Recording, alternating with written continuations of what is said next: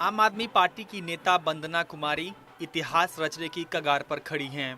2013 में जब आम आदमी पार्टी की सरकार बनी, तब से लेकर अब तक उन्हें कोई हरा नहीं पाया है।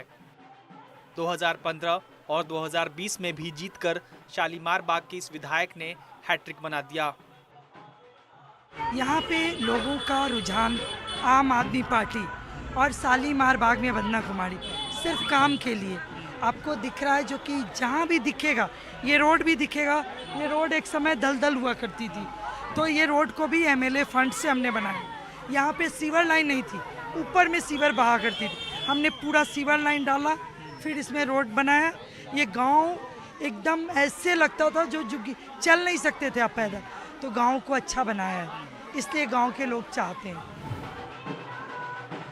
इस सीट के मतदाता भी आम आदमी पार्टी की प्रत्याशी के काम की तारीफ करते हैं। आपकी सीट से कौन जीत रहा है, किसका माहौल है इस बार? वंदना कुमारी जी। क्यों? उनका काम ही इतना है, काम बहुत किया उन्होंने, कोई काम ही बाकी नहीं है। शालीमार बाग सीट जो पहले बीजेपी का अभेद किला था, अब आम आदमी पार्टी का गढ़ बन चुका है। साल 1993 में बीजेपी के साहेब सिंह वर्मा इसके पहले विधायक बने थे।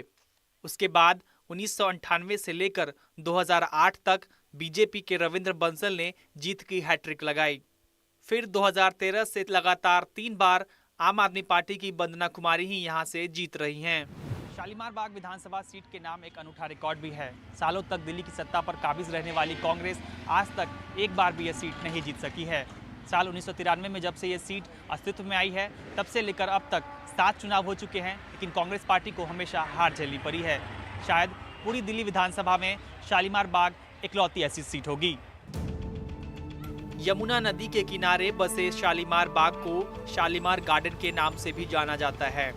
उत्तरी पश्चिमी दिल्ली की ये विधानसभा सीट पहले आउटर दिल्ली का हिस्सा थी, लेकिन 2008 में परिसीमन के बाद इसे चांदनी चौक लोकसभा क्षेत्र में शामिल कर लिया गया।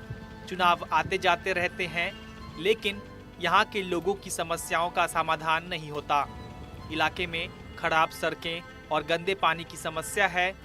गंदगी और कूड़े हर तरफ फैले नजर आते हैं। वंदना कुमारी को तो मैं सर वोट नहीं देना चाहता हूँ। क्यों? मैं 15 साल से देख रहा हूँ ना, किराएदार के लिए कुछ भी फ्री है। केजरीवाल जी ने फ्री कर रखा है तो मकान मालिक के लिए कर रखा है, किराएदार को कुछ भी फ्री नहीं है। इसलिए मैं तो बीजेपी को ही वोट दूंगा सर। पर बीजेपी की उम्मीदवार के लिए राह फिर भी आसान नहीं है। रेखा गुप्ता इलाके की पार्षद हैं और बीजेपी महिला मोर्चा की राष्ट्रीय उपाध्यक्ष, लेकिन पिछले 2 चुनावों में वो वंदना कुमारी से हार गईं। वैसे इस बार रेखा गुप्ता को बड़ी उम्मीदें हैं, क्योंकि उन्हें लगता है कि हालात बदल गए हैं। जो जनता की नज़रों पे उनका पानी चढ़ा हुआ था, जो वादे वो करके आए थे, आम आदमी पार्टी ने दिल्ली की जनता को जो स्वप्न दिखाए थे, वो सब ढेर हो गए, चकनाचूर हो गए। एक चेहरा, एक घिनौना चेहरा जनता के सामने आया, जहाँ पे केवल भ्रष्टाचार, मिस प्लानिंग और दुराचार, जनता के साथ दुराचार था। एक एक काम जो उन्होंने कहा, एक एक वायदा जो उन्होंने कहा, वो पूरा नहीं हुआ। उन्होंने फ्री पानी की बातें कही और जनता को साफ पीने का पानी तक नहीं मिल रहा। तो जनता के चेहरे से जो पूरा का पूरा उनका नकाब जो हटा है, वो रिजल्ट देगा इस बार के चुनाव में। तो देखना है कि इस बार शालीमार बाग में कमल खिलेगा या आम आदमी पार्टी अब की बार भी उनकी उम्मीदों पर झाड़ू फेर देगी। एक के बाद एक लगातार 4 बार जीत दर्ज कर भाजपा ने शालीमार बाग को अपना गढ़ बना लिया था, लेकिन 2013 और उसके बाद से आम आदमी पार्टी ने ही इस सीट पर अपना परचम लहराया है। अब देखना यह है कि क्या आम आदमी पार्टी की विधायक वंदना कुमारी जीत का चौका लगाती हैं या फिर बीजेपी की रेखा गुप्ता हार की हैट्रिक। दिल्ली से अतुल रंजन, एनडीटीवी इंडिया।